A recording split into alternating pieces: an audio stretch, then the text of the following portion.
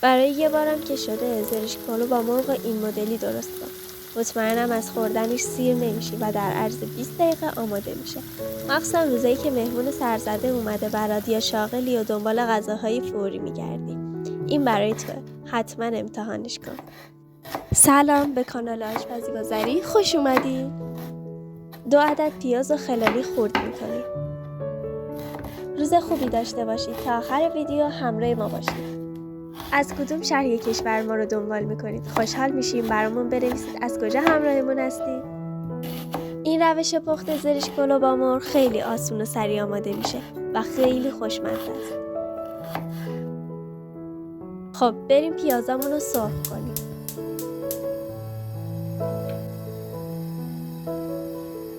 توی تابمون روغن میریزیم و پیازامون رو داخل روغن سرخ میکنیم.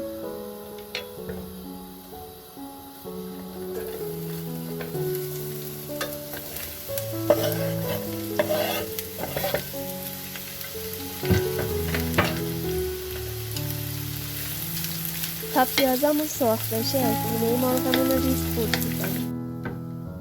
یه تکه سینه مرغ داریم که خورد میکنیم. دوستان در کامنت ها برامون بنویسید که چه غذایی رو بیشتر دوست دارید. من خودم عاشق زرشک پلوام و یکی از غذاهای مورد علاقمه. اگه هنوز کانال ما رو سابسکرایب نکردین دکمه سابسکرایب رو بزن و زنگ اعلان ها رو فعال کن تا از دستورهای پخت بعدیمون با خبر بشین. بعد از اینکه پیازمون سبک شد و طلایی شد مرغمون رو بهش اضافه میکنیم. راستی لایک یادتون نره. حالا ادویه هامون رو اضافه میکنیم. اول نمک میزنیم، فلفل سیاه،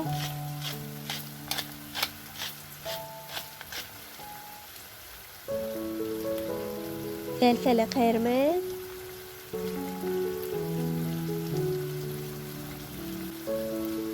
پاپریکا، دارچین، پودر سیر،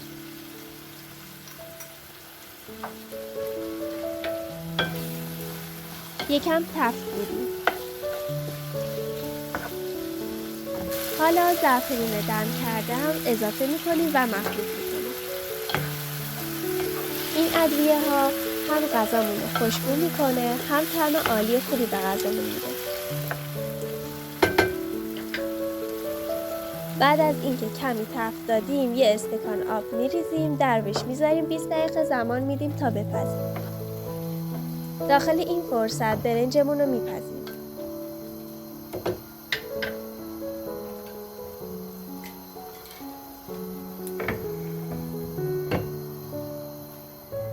و الان میریم که زرشک رو آماده کنیم. یکم کره، نصف قاشق چایخوری شکر،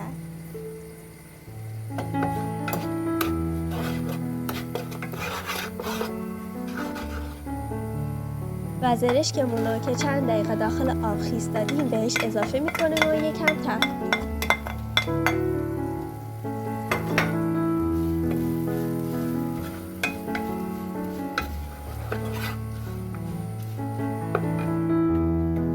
بعد از 20 دقیقه درب تابمون رو برمیداریم و زرشک بهش میزنیم.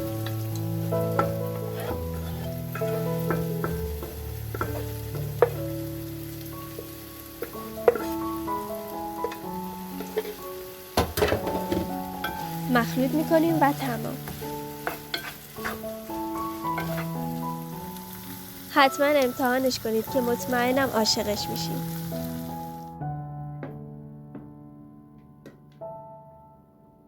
لطفاً کانال ما رو سابسکرایب کنید و ویدیوهای ما رو با دوستانتون به اشتراک بذارید. ممنون میشیم با لایکاتون کامنت کنید بیشتر دیده بشیم.